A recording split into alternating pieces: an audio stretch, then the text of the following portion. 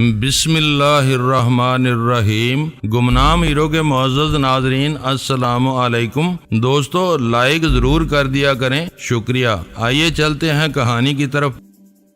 قاسم کی دردناک چیخ 100% حقیقی تھی۔ میں نے بلا توقف اسی زاویے پر دوسرا بھی فائر کر دیا اور اس بار بھی ستاروں نے میری یاوری کی، کیونکہ اس بار قاسم کی آواز میں اذیت کے ساتھ غیظ و غضب کی جلاہٹ بھی شامل تھی۔ اس بار شاید اس نے بھی میری پوزیشن دیکھ لی تھی۔ وہ غصے کے عالم میں ٹریگر دباتا ہی چلا گیا۔ 2 گولیاں سنسناتی ہوئی آئیں اور کار کی باڈی سے ٹکرا کر دم توڑ گئیں۔ اس کے بعد فضا میں محض ٹریگر کی کھٹ کھٹ گونج کر رہ گئی۔ میں نے پوری قوت سے قاسم کی کمی گاہ کی طرف دوڑ لگا دی۔ اس نے غصے اور جنجلاہٹ میں خود ہی اپنا برم کھول دیا تھا۔ 7 گولیاں چلانے کے بعد اس کے پستول کا چیمبر خالی ہو چکا تھا اور میں اسے دوبارہ چیمبر لوڈ کرنے کا موقع دیے بغیر اس پر ٹوٹ پڑنا چاہتا تھا۔ میرے دوڑتے ہوئے قدموں کی آواز نے اس کے اوسان خطا کر دیے اور اس نے پوری قوت سے اپنا آہنی پستول مجھ پر کھینچ مارا۔ شاید اپنی چالاکی کے زوم میں وہ بھی فاضل راؤنڈز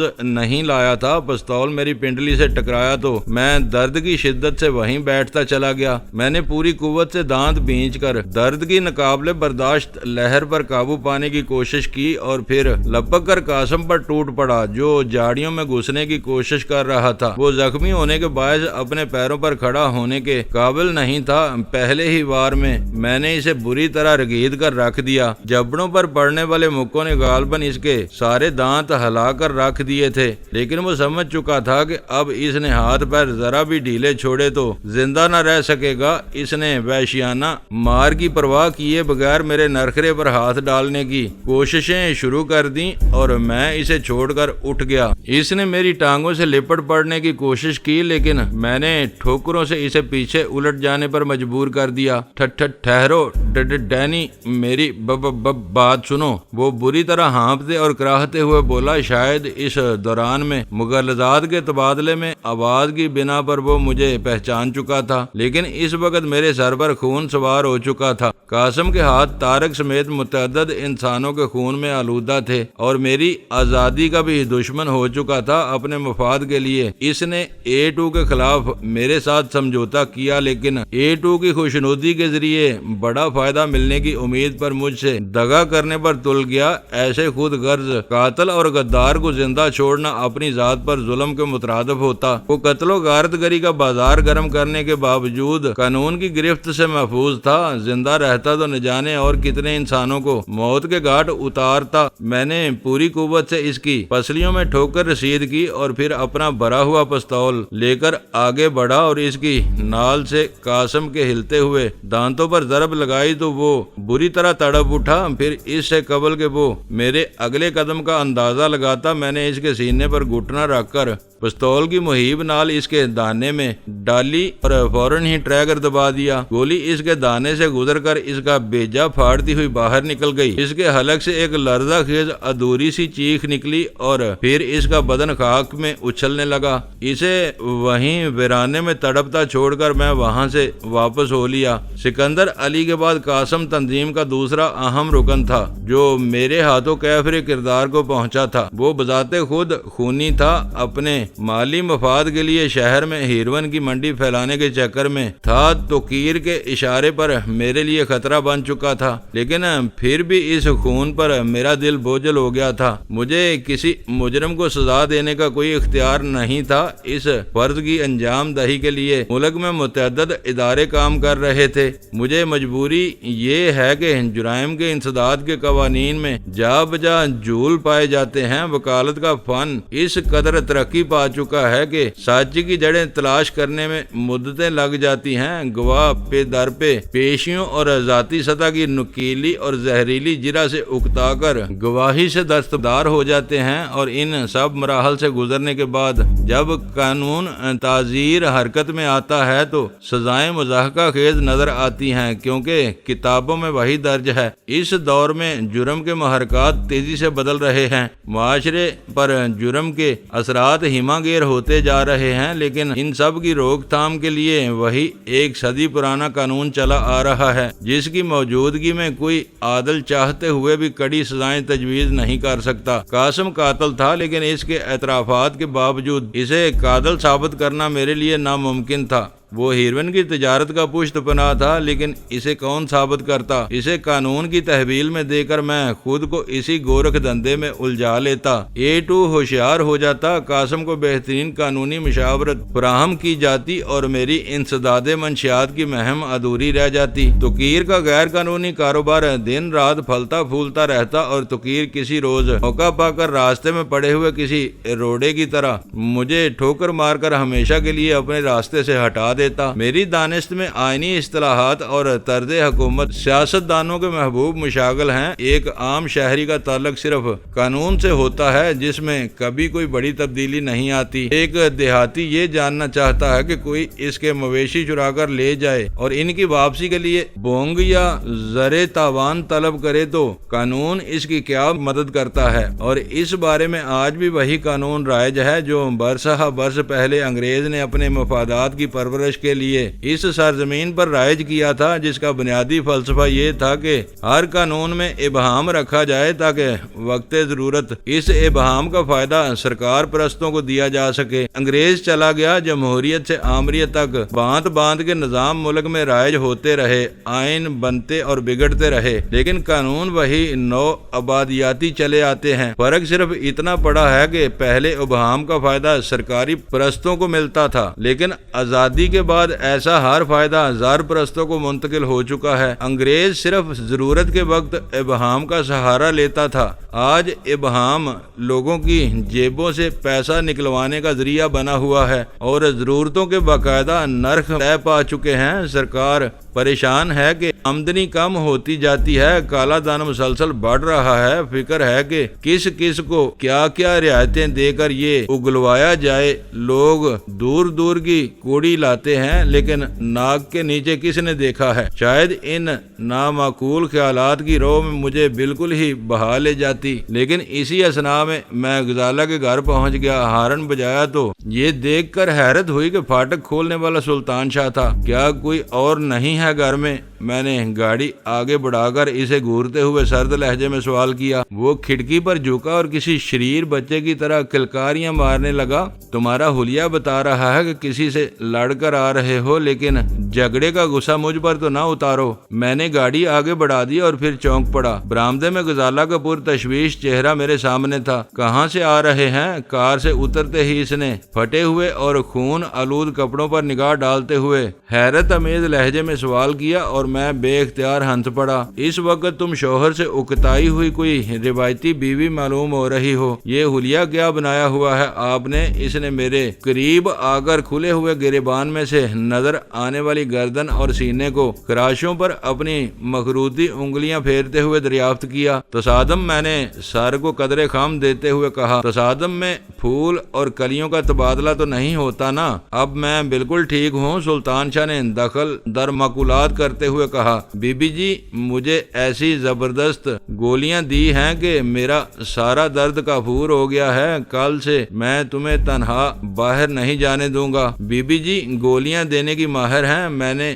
عذرائے مذاق کہا۔ کون سی گولی دی انہوں نے تم کو؟ ہومیوپیتھی میں ہڈیوں کی چوٹ کی ایک بہت مؤثر دوا بنی ہے، وہی خوراک دی تھی اسے اور یہ پورے گھر میں دوڑتا پھر رہا ہے۔ غزالہ نے سنجیدہ لہجے میں کہا۔ بس یہ خیال رکھنا کہ سلطان شاہ دوڑتا ہوا گھر سے باہر نہ نکل جائے۔ میں نے سلطان شاہ کی کمر پر ہاتھ مارتے ہوئے کہا اور آگے بڑھ گیا۔ غزالہ کے والدین غالباً سو چکے تھے کیونکہ مکان میں سناٹا چھایا ہوا تھا، لیکن غزالہ اور سلطان شاہ میں عجیب سی مفاہمت پیدا ہو چکی تھی۔ غزالہ میرے ساتھ لگی، میرے کمرے تک چلی آئی اور اس کی آڑ میں سلطان شاہ بھی وہیں آ پہنچا۔ اب آپ بتائیں کہ کیا کر کے آ رہے ہیں؟ غزالہ نے میرے بستر پر بیٹھتے ہوئے سوال کیا اور سلطان شاہ کی ناقدانہ نگاہیں میرے جسم میں کسی ٹوٹ پھوٹ کے امکانات کا جائزہ لینے میں مصروف ہو گئیں۔ قاسم سے آج نجات مل گئی، میں نے گہرا سانس لیتے ہوئے کہا اور پستول جیب سے نکال نکال کر ایک طرف رکھ دیا۔ وہ بہت اونچا اڑ رہا تھا اور کسی بھی وقت میرے لیے خطرہ بن سکتا تھا۔ یہ تم نے برا کیا، سلطان شاہ مایوسانہ لہجے میں بولا۔ وہ تو میرا شکار ہونا چاہیے تھا، ہر وقت بچوں جیسی باتیں نہیں کرتے۔ میں نے قدرے ترش لہجے میں کہا، ضروری نہیں تھا کہ وہ تمہاری گرفت میں ہی آ ہی جاتا، میں اسے بمشکل تمام گھیرنے میں کامیاب ہو سکا تھا۔ پھر ان دونوں کے استفسار پر میں انہیں دن بھر کی کارگزاری سے آگاہ کرنے لگا۔ جہانگیر نے تمہارا ساتھ دینے سے صاف انکار کر دیا تھا۔ میرے خاموش ہوتے ہی سلطان شاہ نے تحیر اور بے یقینی کے عالم میں سوال کیا۔ دوستی اپنی جگہ ہے، اس وقت وہ A2 کی طرف سے جان کے خوف میں مبتلا تھا، اسی وجہ سے مجھ سے کنارہ کشی اختیار کرنا چاہ رہا تھا، لیکن اب اسے بھی اپنے فیصلے پر نظر ثانی کرنا ہوگی۔ کیا اس سے بھی بھیڑنے کا ارادہ ہے؟ غزالہ نے سوال کیا۔ نہیں، اس نے برا وقت پڑنے پر دوستی کو بالائے طاق رکھ دیا، مگر میں ایسا نہیں کروں گا۔ البتہ معلومات اگلوانے کے لیے اسے بلیک میل ضرور کر سکوں گا۔ قاسم کا انجام اسے بہت کچھ سوچنے پر مجبور کر دے گا۔ یہ باتیں تو اب ہوتی رہیں گی، آپ لباس کیوں نہیں بدل لیتے؟ میں نہاؤں گا، میں نے کسلمندانہ مسکراہٹ کے ساتھ کہا۔ شاید میری داہنی پنڈلی زخمی ہو گئی ہے، پہلے اس کی ڈریسنگ کر دو۔ وہ بیچاری فوراً ہی میری پنڈلی لے بیٹھی۔ میں نے بھی اس وقت پہلی بار زخم دیکھا تو پنڈلی کی ہڈی نیلی پڑی ہوئی تھی، کئی جگہ سے جلد ادڑ کر زخم پر خون کے لوتھڑے جم گئے تھے۔ بہت بری طرح چوٹ آئی ہے، غزالہ نے زخم صاف کرتے ہوئے کہا۔ ورم بھی آ گیا ہے، کہیں ہڈی نہ ٹوٹ گئی ہو؟ ہڈی ٹوٹی ہوتی تو اپنے قدموں پر کھڑا ہونا بھی دشوار ہو جاتا۔ بس تم ڈریسنگ کر دو، 2-4 روز میں زخم ٹھیک ہو جائے گا۔ قاسم کی موت سے ایک اور بھی مسئلہ حل ہو گیا ہے، غزالہ بولی۔ آپ کے چکر میں وہ کامران تک پہنچ کر تنگ کر سکتا تھا، کم از کم اب وہ خطرہ ٹل گیا ہے۔ میں سگریٹ سلگاتے ہوئے ہنس دیا، بشرطے کہ وہ پہلے ہی اس بارے میں رکشی کو باخبر نہ کر چکا ہو۔ وہ کچھ بھی نہیں کر سکے گی، سلطان شاہ نے حقارت میں لہجے میں کہا۔ شاید قاسم کی موت کی خبر ہی اس کا حوصلہ ختم کر کے رکھ دے۔ ہمیں اس کے بارے میں سوچ کر اپنا دماغ کھپانے کی ضرورت نہیں۔ تم اسے اچھی طرح نہیں جانتے، میں اسے بہت قریب سے دیکھ چکا ہوں۔ ایک زمانے میں وہ A2 کے لیے تنظیم کے ایک بڑے کے خلاف سراغ رسانی کرتی رہی ہے، اور پھر اسے قاسم سے بہت گہرا لگاؤ تھا۔ کل رات جب میں نے اکبر کی علاج گاہ میں اسے قاسم کے زخمی ہونے کی خبر دی تھی تو وہ بری طرح بے چین ہو گئی تھی۔ قاسم کا بدلہ لینے کے لیے وہ خود بھی حرکت میں آ سکتی ہے، لیکن وہ تنہا ہوگی۔ قاسم کی پشت پر تنظیم کی قوت تھی،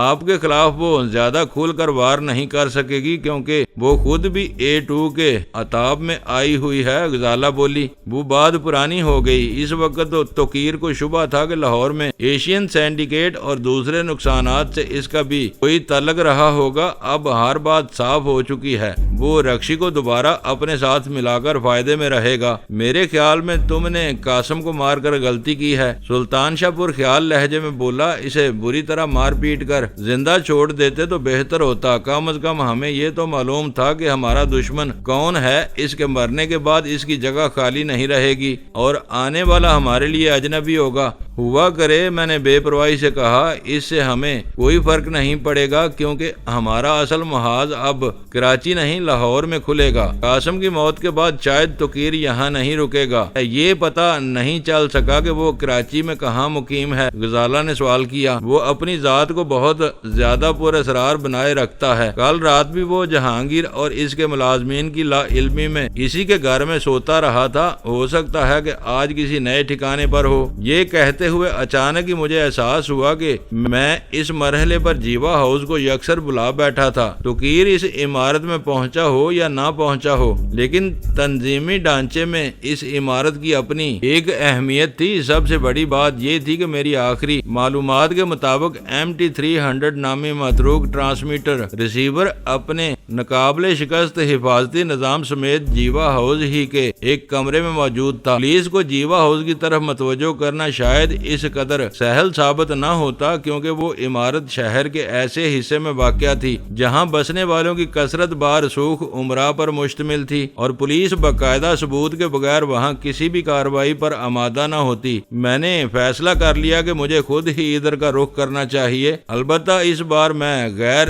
ضروری تخریب کاری یا آتش زنی میں اپنی صلاحیتیں صرف نہ کرنے کے بارے میں پختہ ارادہ کر چکا تھا۔ غزالہ نے سختی کے ساتھ اس وقت جیوا ہاؤس جانے کی مخالفت کی اور سلطان شاہ بھی اس کا ہمنوا ہو گیا۔ مجبوراً مجھے ہتھیار ڈالنے پڑے۔ میں لباس وغیرہ بدل کر فارغ ہوا تو غزالہ میرے لیے کھانا لے آئی۔ غنیمت یہ تھا کہ کرنل زوار زیدی اپنے لگے بندے اصولوں کے مطابق بہت دیر پہلے مقررہ وقت پر سو چکا تھا۔ وہ جاگ رہا ہوتا تو میری حالت کے بارے میں پے در پہ سوالات کر کے مجھے زندگی سے بیزار کر دیتا۔ کھانے کے بعد میں نے ہوٹل واپسی کا ارادہ ظاہر کیا تو غزالہ مجھے وہیں روکنے پر مصر ہو گئی۔ اسے شبہ ہو گیا تھا کہ کہیں میں ہوٹل واپسی کے بہانے جیوا ہاؤس کی طرف نہ جا نکلوں۔ جب وہ ہمیں چھوڑ کر چلی گئی تو سلطان شاہ میرے قریب آ بیٹھا۔ اب بتاؤ کہ تم کیا سوچ رہے ہو؟ اس نے براہ راست میری آنکھوں میں دیکھتے ہوئے سوال کیا۔ کچھ بھی نہیں، فی الحال تو بالکل خالی الذہن ہوں، میں نے فضا میں دھواں بکھیرتے ہوئے کہا۔ اس وقت کی نہیں، میں آئندہ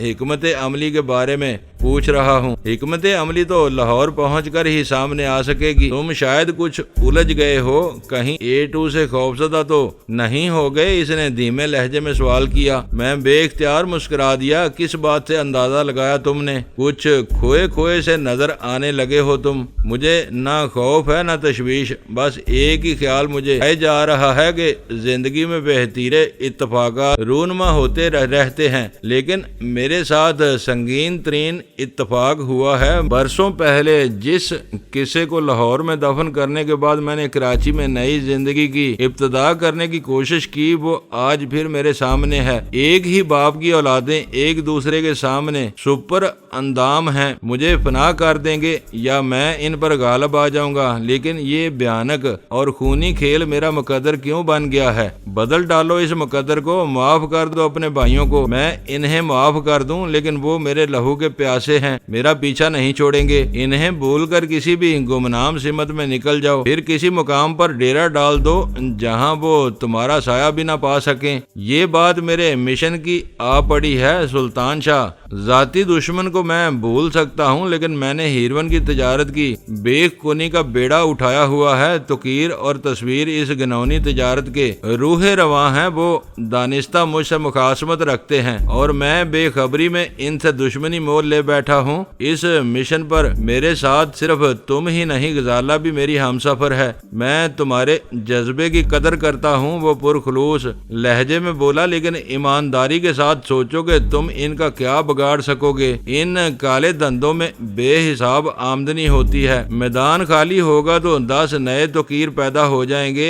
جب تک نشے کے طلبگار ختم نہ ہوں گے، ہر نشے کی تجارت پروان چڑھتی رہے گی۔ یہ سب نظریاتی باتیں ہیں، انہیں میں بے عملی کے نقصان سے زیادہ اہمیت نہیں دیتا۔ ایسے دندے قانون کے خوف سے کبھی ختم نہیں ہوتے، کیونکہ سزا کے مقابلے میں لالچ کا عنصر ہمیشہ بہت بڑا ہوتا ہے۔ آج شہر میں ہیروین بیچنے والوں کو یہ معلوم ہو جائے کہ شہر میں کوئی ایسا سرفرا بھی پیدا ہو گیا ہے جو ہیروین فروش کو موت کے گھاٹ اتارنے پر تلا ہوا ہے، تو تم دیکھنا کہ 2-4 ہی وارداتوں کے بعد سب موت کی سوداگری سے تائب ہو جائیں گے۔ تو پھر یہی کام کیوں نہیں شروع کر دیتے؟ چھوٹے موٹے لوگ ضرور تائب ہو کر دوسرے منافعت بخش کاموں کی طرف راغب ہو جائیں گے، لیکن منظم تجارت بدستور چلتی رہے گی، بلکہ اور زیادہ پھلے پھولے گی، کیونکہ توقیر جیسے لوگ خطرات کا مقابلہ کرنے کی طاقت اور صلاحیت رکھتے ہیں۔ میرا اندازہ ہے کہ ملک میں ہیروین کی 80% سے زیادہ تجارت اگر تنظیم کے قبضے میں ہے، ہاں ان کی جڑیں اکھاڑنے کے بعد دوسروں کو خوفزدہ کر کے گوشہ نشین کرانا آسان ہوگا۔ تو پھر لاہور کب چل رہے ہو؟ لاہور جانے سے پہلے کامران کی دیکھ بھال کا کوئی معقول بندوبست کرنا ہوگا۔ وہ بیچارہ آج کل بری طرح نظر انداز کیا جا رہا ہے۔ میں اندازہ لگانا چاہوں گا کہ کامران کے ذریعے غزالہ پر یا مجھ پر تو ہاتھ ڈالنے کی کوشش نہیں کی جائے گی۔ اس کے بعد ہم بے فکری کے ساتھ لاہور روانہ ہو جائیں گے۔ وہ اس وقت تک دھیمی آواز میں مجھ سے باتیں کرتا رہا جب تک میری آواز پر نیند کا خمار نہ چھانے لگا۔ پھر میرا ذہن نیند کی پرکیف وادیوں میں دھنستا چلا گیا۔ اس وقت شاید صبح کے 4 بجے کا عمل تھا اور میں گہری نیند سویا ہوا تھا۔ اچانک زلزلہ سا آ گیا، میں ہڑبڑا کر بیدار ہوا۔ تو ایک نرم سا نسوانی ہاتھ میرے دانے پر جم گیا۔ نیند کی جھونک میں ہونے کے باوجود میں نے غزالہ کے وجود کی جانی پہچانی خوشبو فوراً ہی شناخت کر لی۔ گھر میں کوئی گھس آیا ہے، اس نے خوف سے کانپتی ہوئی آواز میں میرے کان کے قریب سرگوشی کی۔ شاید وہ کوئی کھڑکی توڑ کر اسٹور روم میں داخل ہو چکا ہے، لیکن اسٹور کا دروازہ باہر سے مقفل ہے۔ میں نے اپنے کانوں سے اس دروازے پر زور آزمائی کی آوازیں سنی ہیں۔ میں خاموشی کے ساتھ ننگے پاؤں بستر سے اتر پڑا۔ میں بھی چلوں؟ کمرے کی تاریک فضا میں سلطان شاہ کی سرگوشی گونجی اور میں چونک پڑا۔ وہ وہیں فرش پر پڑا سو رہا تھا اور شاید آہٹیں سن کر بیدار ہو گیا تھا۔ تم غزالہ کے ساتھ اسٹور کے اندرونی دروازے پر پہنچو، میں باہر سے گھوم کر اسٹور روم میں داخل ہوتا ہوں، میں نے ٹٹول کر اپنا پستول سنبھالتے ہوئے کہا۔ غزالہ خوفزدہ تھی، لہذا فطری طور پر وہ پیچھے ہی رہی۔ سلطان شاہ دروازے کی طرف بڑھا، لیکن پھر الٹے قدموں اندھیرے میں اندر لوٹ آیا۔ مجھے اپنی حیرت کو الفاظ میں ڈالنے کی مہلت نہ مل سکی، کیونکہ فوراً ہی دروازے کے خلا میں ایک دیو قامت انسانی ہیبلا نظر آیا، جس کے ایک ہاتھ میں ریوالور دبا ہوا تھا۔ شاید اسی نے سلطان شاہ کو الٹے قدموں کمرے میں لوٹنے پر مجبور کیا تھا۔ مجھے ڈر تھا کہ کہیں غزالہ کی غیر ارادی چیخ کھیل ہی نہ بگاڑ دے، لیکن اس بیچاری نے خوف سے لرزنے کے باوجود ذرا بھی آواز نہ نکالی۔ شاید وہ اس کھیل میں اپنے باپ کی شرکت کے بارے میں زیادہ فکر مند تھی۔ ہینڈز اپ! دیو قامت اجنبی نے بھاری سرگوشیانہ آواز میں حکم صادر کیا۔ اس اثناء میں تاریکی کا فائدہ اٹھا کر اپنا پستول بستر پر ڈال چکا تھا۔ میں نے فوراً ہی دونوں ہاتھ سر سے بلند کر لیے۔ غزالہ نے سر گھما کر مایوسانہ انداز میں میری طرف دیکھا اور پھر میری تقلید میں مشینی طور پر اس کے ہاتھ بھی بلند ہو گئے، لیکن سلطان شاہ جو نوبارد سے سب سے قریب تھا اس نازک مرحلے پر اپنا کام دکھا گیا۔ ہاتھ اٹھاتے اٹھاتے اس نے سر جھکا کر پوری قوت سے دوڑ لگائی اور کسی سانڈ کی طرح نوبارد کے پیٹ میں وحشیانہ ٹکر رسید کر کے اسے پیچھے الٹ دیا۔ نوبارد نے گرتے گرتے گولی چلا دی۔ کھٹ کی آواز کے ساتھ گولی نکلی اور چھت سے ٹکرا کر کسی گوشے میں جا گری۔ اس کے پستول پر یقینی طور پر سائلنسر لگا ہوا تھا۔ اجنبی جسمانی طور پر سلطان شاہ سے کہیں برتر تھا۔ پھر سلطان شاہ زخمی بھی تھا، لیکن اس وقت اس کے وجود میں نہ جانے کہاں سے اتنی قوت عود کار آئی تھی کہ اس نے ایک لہجے کے لیے بھی اپنے حریف کو سنبھلنے کا موقع نہیں دیا۔ اسی اثناء میں سلطان شاہ کی مدد کے لیے آگے بڑھا تو اجنبی کے دونوں ہاتھ خالی نظر آئے۔ سنبھلنے کی کوشش میں پستول اس کے ہاتھ سے نکل گیا تھا۔ میں نے اس کی پنڈلیوں پر 2-3 بھرپور ٹھوکریں لگائیں۔ وہ کربناک لیکن دبی دبی آواز میں کراہا اور اسی وقت راہداری کرنل کی آواز سے گونج اٹھی۔ کون ہے؟ جو جہاں ہے وہیں ٹھہرے، ورنہ میں گولی مار دوں گا۔ اس کی تحکمانہ آواز سنتے ہی اجنبی کے ہاتھ پیر ڈھیلے پڑ گئے۔ پھر شاید کرنل ہی نے راہداری کا بلب روشن کر دیا۔ دوسری طرف غزالہ نے کمرے میں روشنی کر دی۔ حملہ آور کے ساتھ ہی میں نے بھی حیرت سے پلکیں جھپکا کر کرنل کو دیکھا، جو نہایت اطمینان سے خالی ہاتھ راہداری میں کھڑا اجنبی کو گھورے جا رہا تھا۔ روشنی ہونے پر اس نے بڑھ کر سائلنسر لگا ہوا پستول فرش سے اٹھا لیا۔ یہ کیا ہو رہا ہے یہاں؟ وہ غصیلی آواز میں داڑا۔ میں اسے دیکھ لوں گا، آپ غزالہ کو ساتھ لے جائیں۔ میں نے نرم لہجے میں اسے سمجھانے کی کوشش کی۔ غزالہ؟ کرنل نے حیرت سے کہا، پھر سوال کیا، کہاں ہے وہ؟ اور غزالہ کمرے سے نکل کر خوف سے کانپتی ہوئی راہداری میں باپ کے سامنے آ گئی۔ تم اپنے کمرے میں جاؤ، وہ گنجیلی آواز میں بولا۔ میں خود دیکھوں گا کہ یہ بدماش کون ہے اور اس نے میرے گھر میں گھسنے کی جرت کیسے کی۔ غزالہ سر جھکائے وہاں سے چلی گئی۔ اس اثناء میں اجنبی اپنے قدموں پر کھڑا ہو چکا تھا اور یوں گر جانے پر خائف نظر آ رہا تھا۔ روشنی ہونے کے بعد وہ میرے اور سلطان شاہ کے لیے اجنبی نہیں رہا تھا، وہ قاسم کے ساتھیوں میں سے تھا اور میرا تعاقب کرنے پر ایک بار سلطان شاہ کے ہاتھوں خاصی مار کھا چکا تھا۔ یہاں کیا لینے آئے تھے؟ سلطان شاہ نے اس کے چہرے پر الٹے ہاتھ کا تھپڑ رسید کرتے ہوئے تلخ لہجے میں سوال کیا اور کچھ کہے بغیر کینہ توز نگاہوں سے اسے گھورنے لگا۔ بولو! کرنل غصے کے عالم میں داڑا اور وہ چونک پڑا۔ میرا کسی سے الجھنے یا کچھ لے جانے کا ارادہ نہیں تھا، وہ بھاری لہجے میں مدافعانہ انداز میں بولا۔ میں تو بس یہ دیکھنے کے لیے اندر داخل ہوا تھا کہ یہاں کون کون چھپا ہوا ہے۔ تمہیں یہاں کس نے بھیجا تھا؟ میں نے آگے بڑھ کر سرد لہجے میں سوال کیا۔ تم اچھی طرح جانتے ہو؟ وہ میری طرف دیکھتے ہوئے تلخ لہجے میں بولا، قاسم سے میرا رابطہ قائم ہو گیا ہوتا تو شاید اس وقت میری جگہ وہی موجود ہوتا۔ اس گھر کی نشاندہی کس نے کی تھی؟ اس کے لبوں پر احتجاجیہ مسکراہٹ ابھری اور سلطان شاہ نے بلا تامل اس کے چہرے پر تھپڑ رسید کر دیا۔ اس بار آنے والے کے دانے کے سرے سے خون کی پتلی سی لکیر بہ نکلی۔ بولتے رہو گے تو عافیت میں رہو گے، میں نے بدستور سرد لہجے میں کہا۔ زیادہ اڑنے کی کوشش کی تو ادھیڑ کر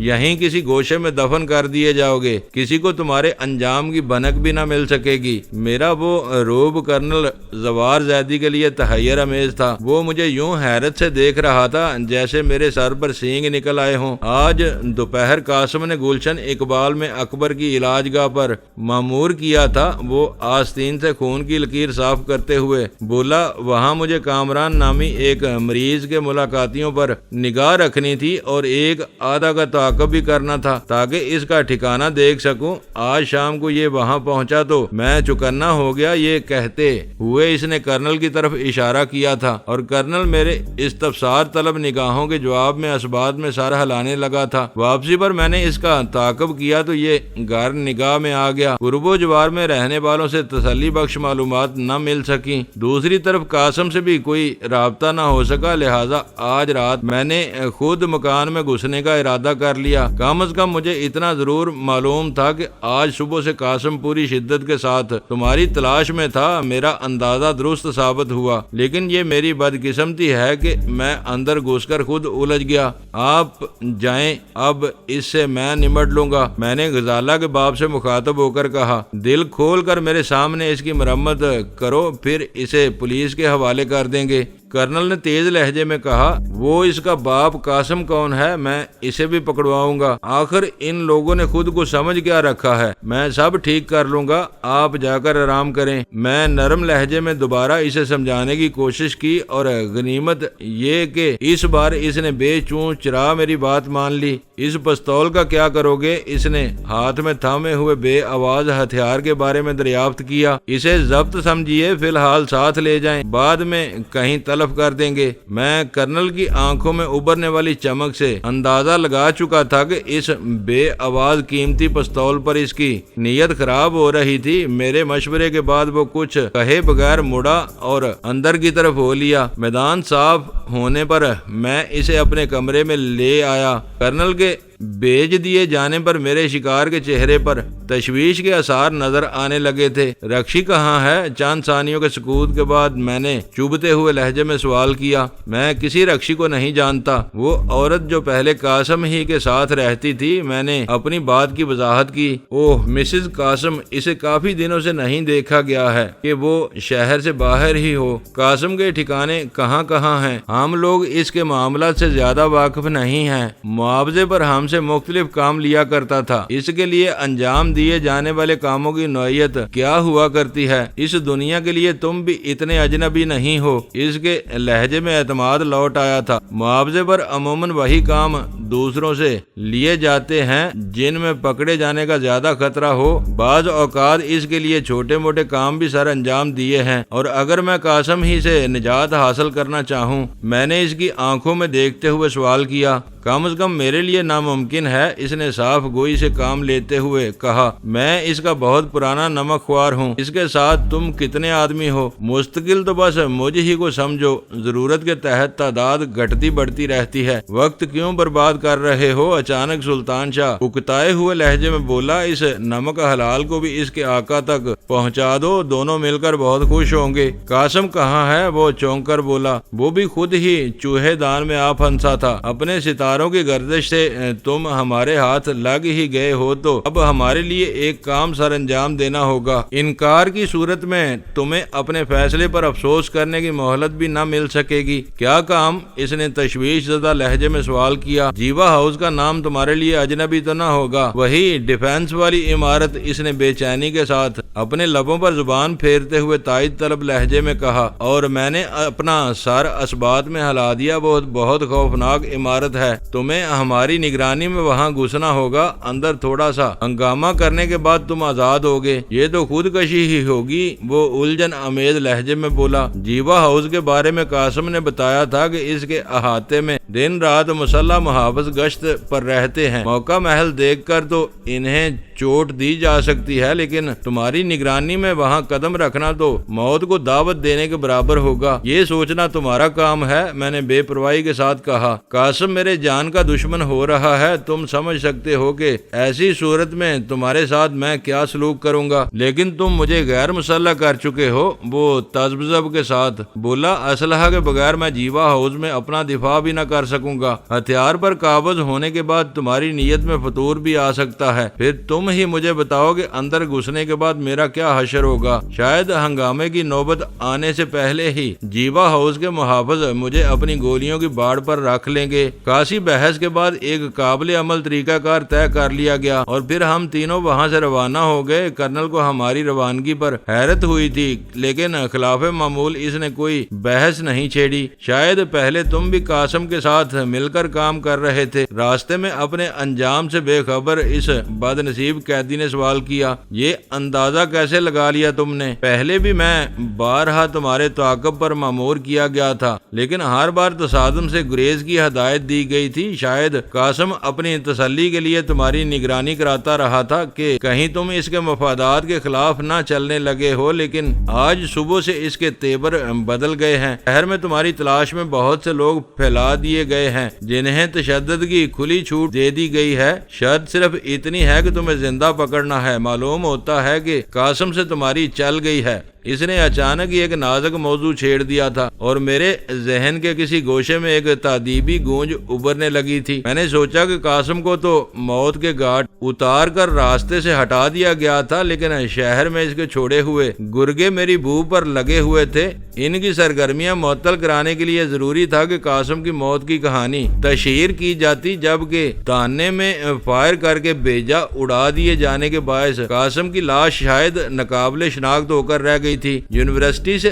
آگے ایک ویرانے سے ناقابل شناخت لاش ملنے کی خبریں تو خوب اچھالی جاتی، لیکن جب 2-3 روز بعد سرخ کرولا یا کسی اور نشانی کے ذریعے قاسم کی لاش شناخت کی جاتی تو وہ خبر نہایت غیر محسوس انداز میں چھاپی جاتی اور اس کے حواریوں کو اپنے آقا کی موت کا علم ہونے میں کئی دن لگ سکتے تھے، جبکہ میرے لیے ایک ایک لمحہ قیمتی تھا۔ قاسم براہ راست آدمیوں سے کام لیتا تھا یا اس کا زیر زمین دنیا میں کوئی خاص رابطہ بھی تھا؟ میں نے سوال کیا۔ فردوس اس کا خاص آدمی تھا، اس کے مطالبے پر وہی قاسم کے لیے آدمی مہیا کرتا تھا۔ فردوس وہی تو نہیں جو ABC بار کا مینیجر ہوا کرتا تھا؟ وہی میرے شکار نے فوراً ہی تائید کی۔ شراب کے امتناعی قوانین کے بعد بار کے دروازے پر تالے ڈالے جا چکے ہیں، لیکن عقبی دروازے زیر استعمال ہیں۔ وہ بار آج بھی اسی دھوم دھام سے چل رہا ہے۔ تم بھی اسی کے ذریعے قاسم سے ملے تھے۔ میری کہانی ذرا مختلف ہے، اس نے ہچکچاتے ہوئے کہا۔ رکشی میری بڑی بہن ہے، وہ قاسم کو ٹوٹ کر چاہتی ہے، اسی نے مجھے قاسم سے متعارف کرایا تھا۔ پھر یہ کیسے ہو سکتا ہے کہ تم اس کے موجودہ ٹھکانے سے لا علم ہو؟ یہ معاملے بڑے نازک ہوا کرتے ہیں۔ وہ ایک گہرا سانس لے کر بولا۔ رکشی میری بڑی بہن ہے اور بہت سرکش ہے، میں نے ہمیشہ ہی اس کے معاملات سے دور رہنے کی کوشش کی ہے۔ اس نے مجھے بتایا کہ وہ قاسم سے شادی کر چکی ہے اور میں نے اس کے بیان کو تسلیم کر لیا، کبھی اس کی تصدیق کی کوشش نہیں کی۔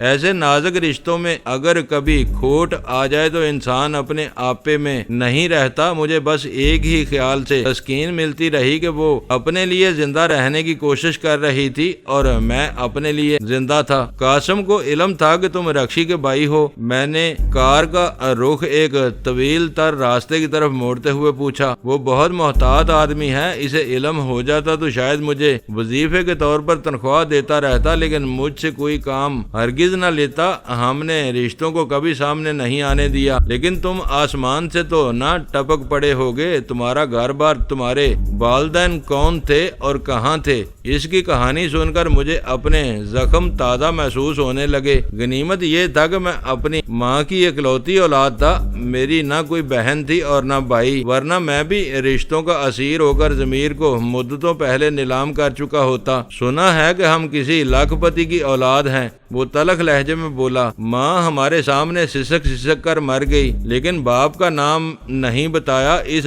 بیچاری کو عشق نے راندہ درگاہ کیا تھا، حوث کو محبت سمجھ کر گھر چھوڑ بیٹھی تھی، وہ مر گئی اور آج رکشی اس کی کہانی دہرا رہی ہے۔ مجھے پورا یقین ہے کہ قاسم نے اسے شادی ہرگز نہ کی ہوگی، لیکن وہ اپنی بھائی کے سامنے بھلا کیسے حقیقت کا اعتراف کر سکتی ہے؟ لیکن وہ ہے کہاں؟ میں نے پرخیال لہجے میں سوال کیا۔ کہیں بھی ہو سکتی ہے، وہ پرخیال مگر تلخ لہجے میں بولا۔ بھائی ہونے کے ناطے میری سوچ اسی حد تک محدود سی ہے۔ خود قیاس کر سکتے ہو، عورت تو جس چھت کے نیچے چاہے پناہ لے سکتی ہے۔ تمہارا احساس زندہ ہے، بڑی بہن غلط راستوں پر چل پڑی ہے، پھر تم زندہ کیسے ہو؟ میرے دوست، تمہیں تو اس کو مار کر سکون سے سولی چڑھ جانا چاہیے۔ وہ تلخ انداز میں ہنسنے لگا۔ یہ نہ سمجھنا کہ تم مجھے دھوکہ دینے میں کامیاب ہو گئے ہو، میں سمجھ چکا ہوں کہ مجھے زندہ چھوڑ کر اپنے مفادات کے خلاف ہے۔ تم چاہتے ہو کہ میں جیوا ہاؤس میں گھسنے کی کوشش کرتے ہوئے وہاں کے محافظوں کے ہاتھوں مارا جاؤں اور پھر وہ عمارت پولیس کی توجہ کا مرکز بن جائے۔ میں نے دنیا میں رہنے کے لیے ہر لمحے بڑی جان گسل جدوجہد کی ہے،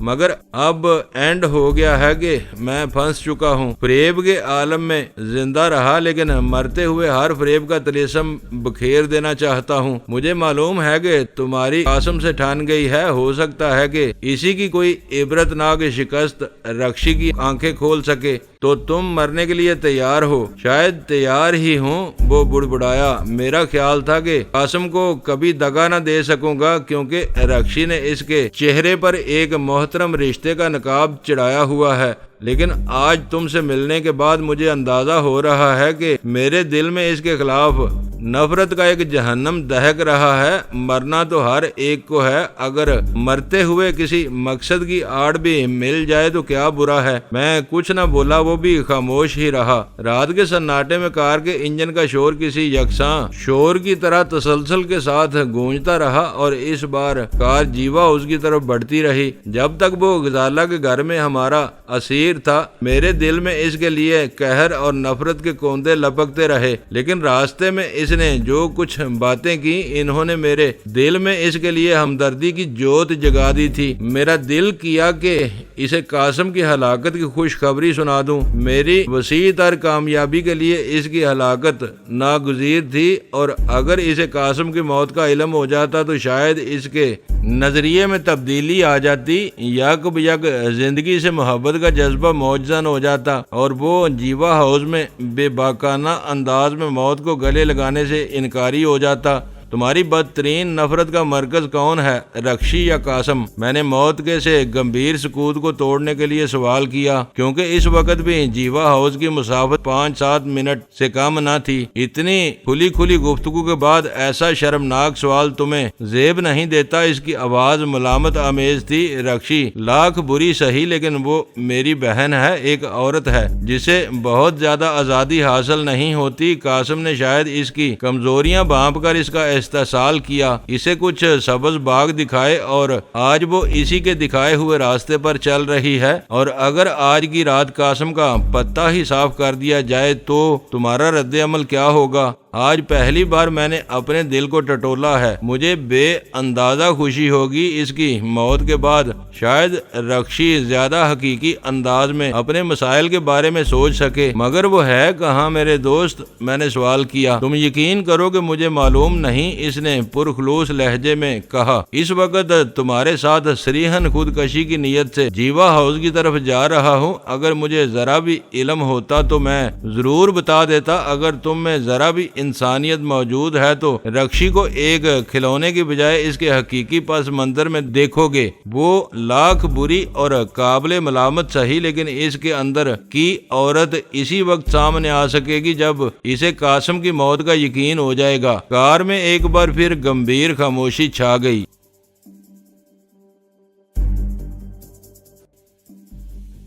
دوستو، ویڈیو کو لائک ضرور کر دیا کریں۔ ISI پاک آرمی زندہ باد، پاکستان پائندہ باد۔ معزز ناظرین، اپنا خیال رکھیے گا اور اپنے اس چینل کا بھی شکریہ۔